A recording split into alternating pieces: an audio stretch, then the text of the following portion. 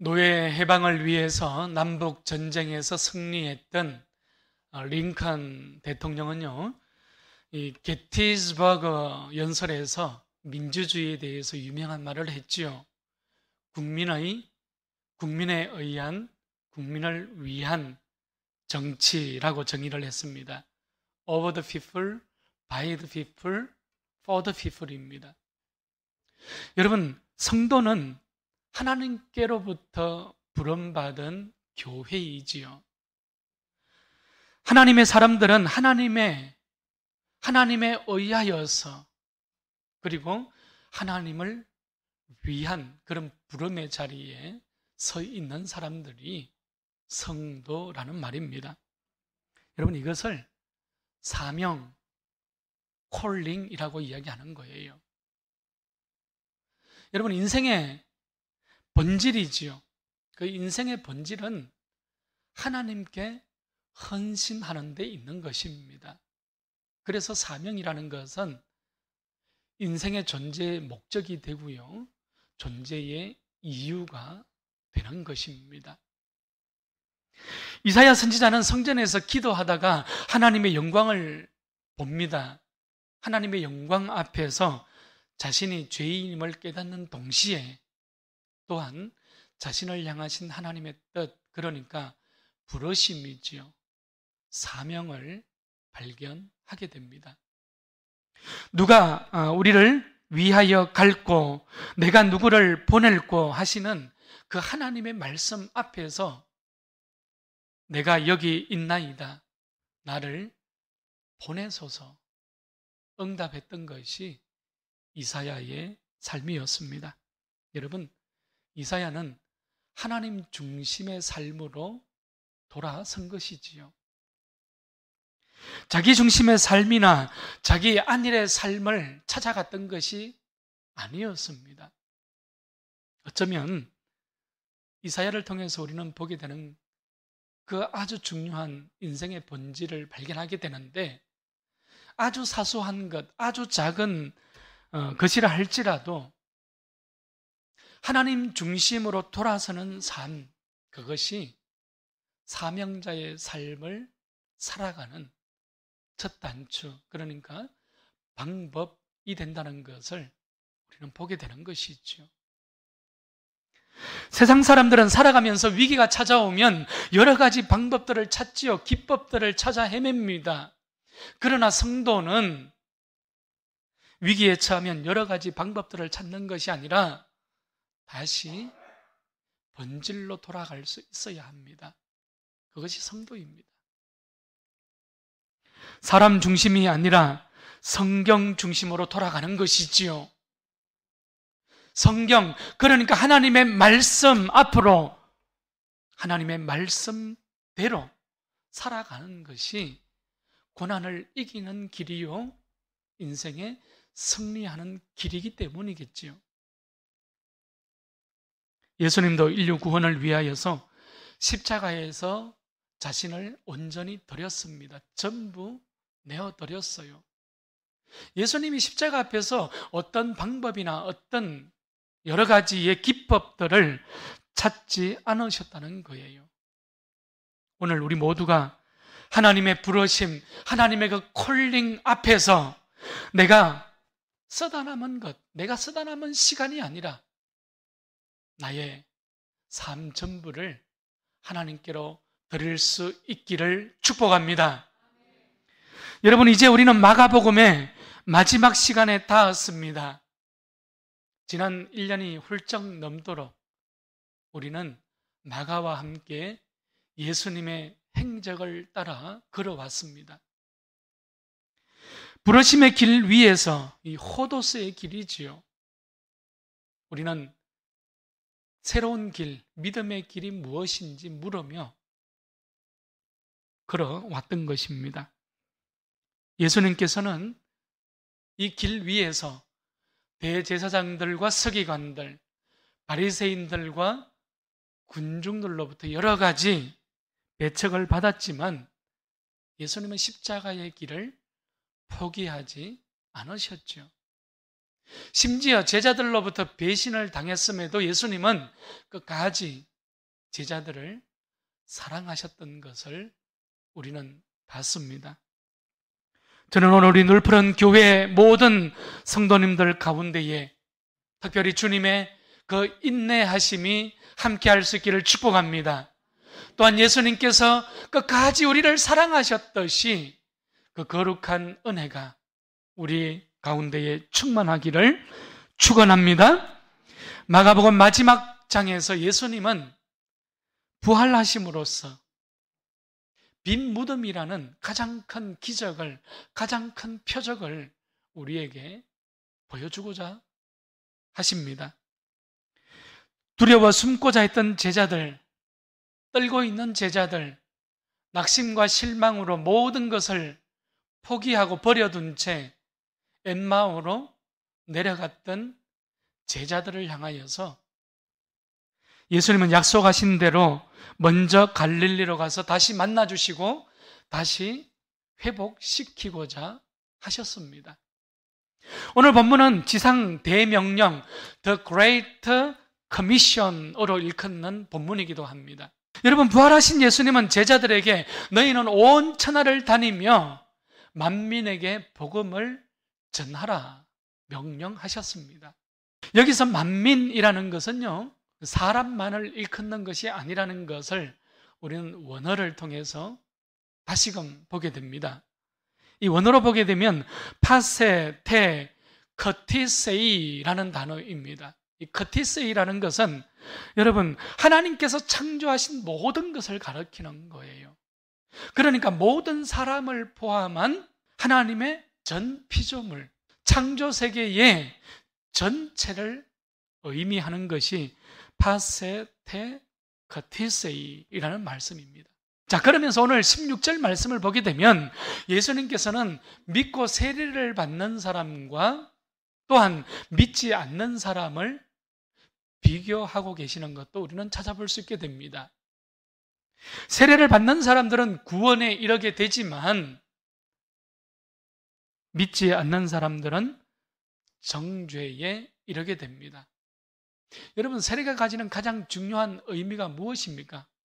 세례가 가지는 가장 중요한 의미는 다시 태어나는 것이에요.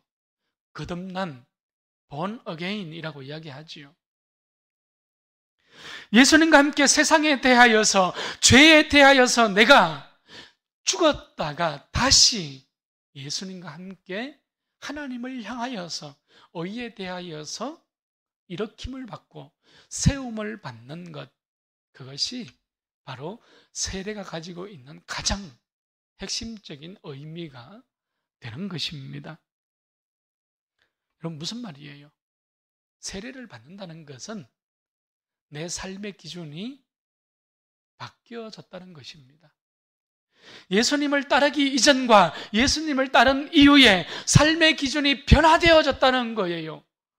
삶의 이유가, 삶의 목적이 바뀌어졌다는 것이 세례가 가지고 있는 아주 중요한 의미가 되는 것이지요.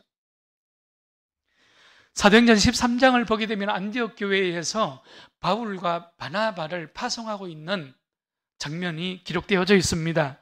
자, 그런데 온 교회가 금식하면서 기도할 때에 성령께서 바울과 바나바를 따로 세우라 이렇게 말씀하십니다.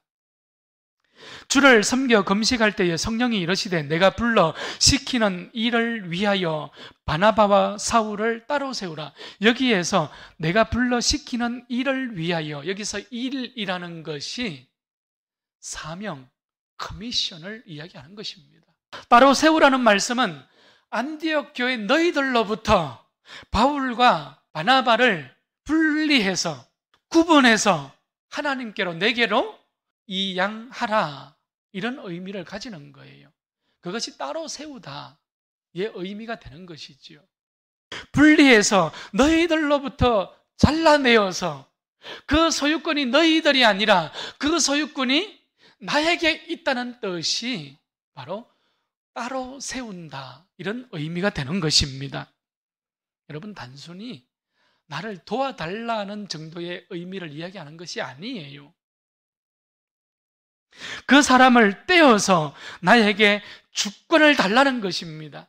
여러분, 우리는 살아가면서, 성도는 살아가면서 막연히 기대하며 살아가는 삶을 살아가서는 안 됩니다. 하나님께 헌신하고 하나님께 드려지고 하나님 앞에 따로 세워지는 삶을 살아가는 것이 바로 성도의 삶이어야 합니다. 여러분, 이것이 인생의 본질이기 때문에 그렇습니다. 그래서 헌신한다는 것은 무슨 말이에요? 헌신한다는 것은 하나님 앞에 따로 세워졌다는 이야기입니다. 하나님 앞에 분리되어져서 주권이 하나님께 있다는 의미예요. 내가 하나님 앞에 헌신되어졌다는 것은 인생의 방향이 명확해졌다는 것이지요. 그러니 이리 갈까 저리 갈까 더 이상 고민하지 않습니다. 확신의 자리에 서 있으니까요. 여러분, 왜 그렇죠? 갈 길은 오직 한 길밖에 없기 때문입니다. 예수 그리스도이죠. 여러분, 그래서 세상에서 가장 행복한 사람은 내가 대신 죽어줄 수 있는 대상이 있는 사람이지요. 내가 헌신할 수 있는 사람이 가장 행복한 사람이 되는 것입니다. 그러나 반대로 가장 불행한 사람은 누구일까요? 내가 헌신할 수 있는 사람이 없는 사람이 되겠지요. 그러니 가야 할 길, 서야 할 자리가 아니라 헌신할 대상이 없으니 형편을 따라 바꿉니다. 확신이 없으니 조건을 따라 살아갑니다.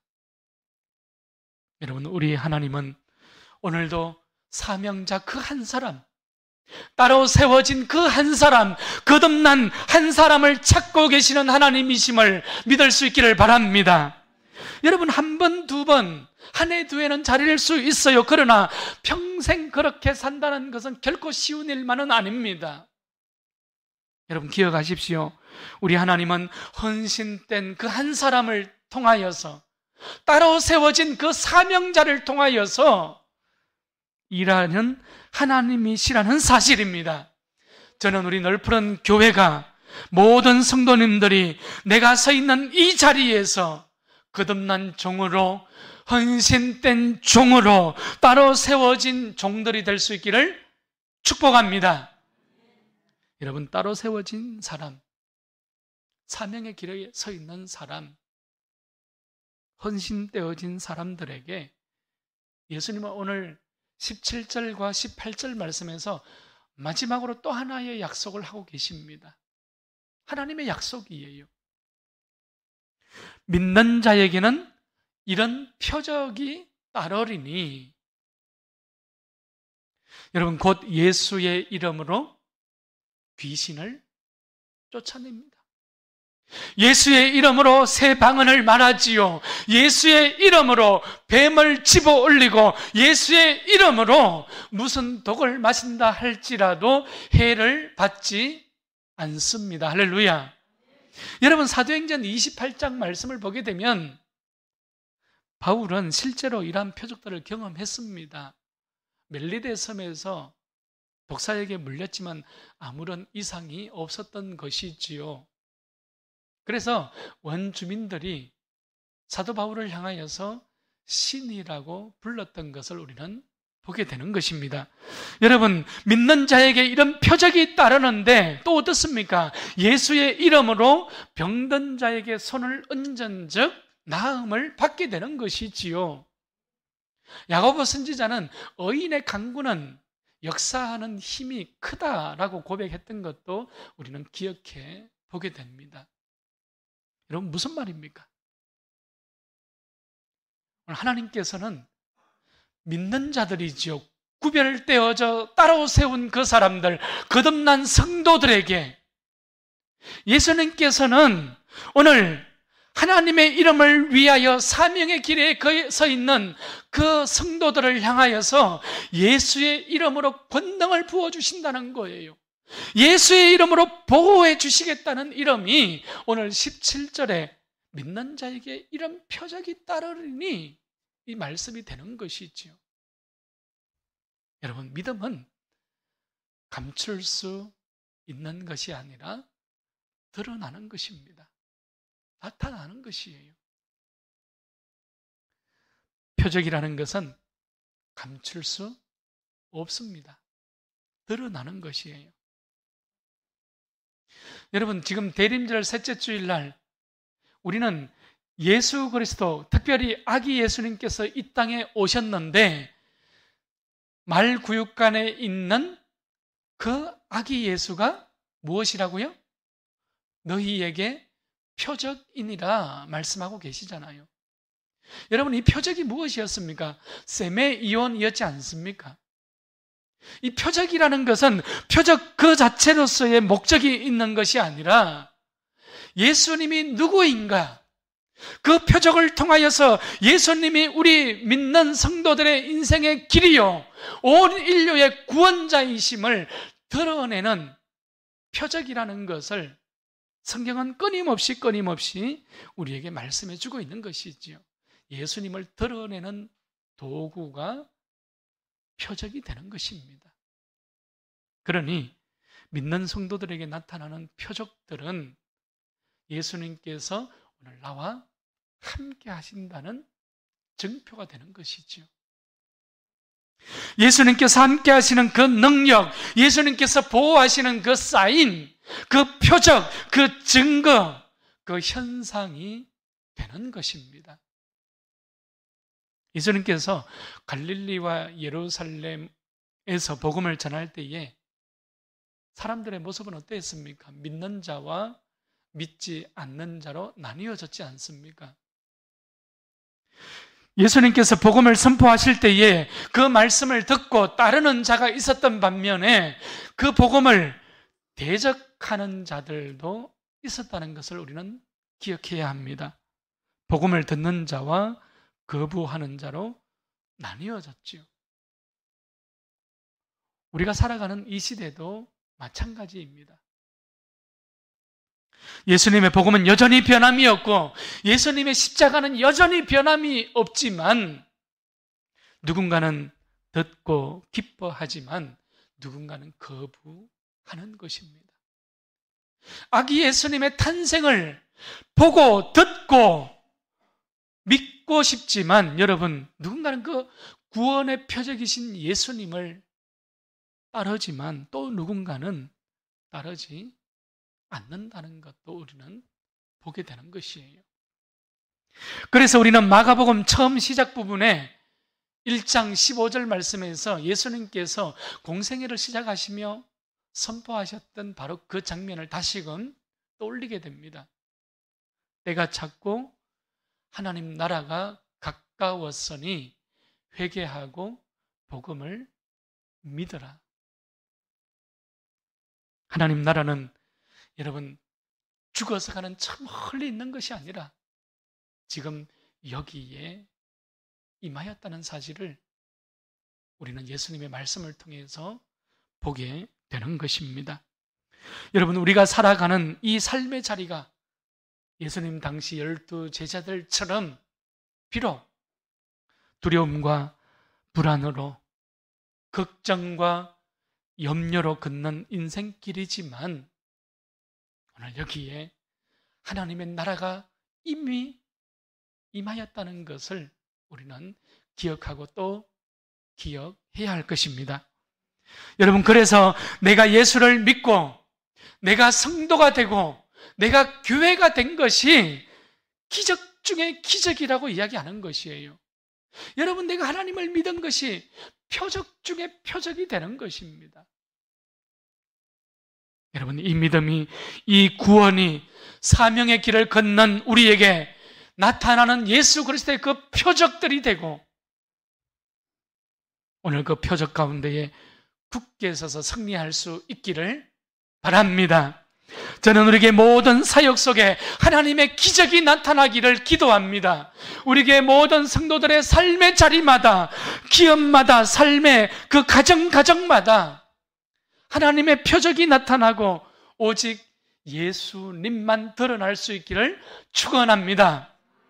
자, 이제 마가복음 마지막 부분입니다. 19절 20절 말씀에서 예수님은 모든 말씀을 마치신 후에 하늘로 올라가셨어요. 그리고 하나님 우편에 앉으셨지요. 온 인류의 구원자로, 또한 만왕의 왕으로서, 심판주로서 하나님의 보좌 우편에 앉으신 것입니다. 자, 이 모습은 예수님께서 제자들을 떠나셨다는 뜻이 아니라 오히려 하나님의 권세가 예수님께 주어졌다는 뜻이 되는 거예요. 여러분, 그리고 제자들은 이제 온 세상을 향하여서 나아갔습니다. 부활하신 예수님의 소식을 두루두루 다니며 선포했습니다. 전했지요. 하나님의 나라의 복음을 그들은 선포할 때에 곳곳에서 예수의 이름으로 기적이 일어나고 그들은 신실함으로 주어진 사명의 길을 걸어갔던 것을 우리는 마가복음을 통하여서 찾아봤습니다. 지금 무려 2000년의 세월이 지났지만 여전히 이곳에 교회들이 곳곳에 세워져 있습니다. 지금도 여전히 신실한 사명자들이 하나님을 예배합니다. 여러분, 사명의 길에서, 부르심의 길에서 우리는 뜨거운 가슴으로 이 믿음의 길에서 믿음의 행진을 걷고 있는 것이지요. 그것이 오늘 우리가 서 있는 이 삶의 현장이 되는 것입니다. 말씀을 정리합시다. 지상대명령이라는 것은 예수님께서 교회에게 주신 가장 큰 사명입니다. 교회의 존재의 목적이요, 존재 이유라고 말씀을 드렸습니다.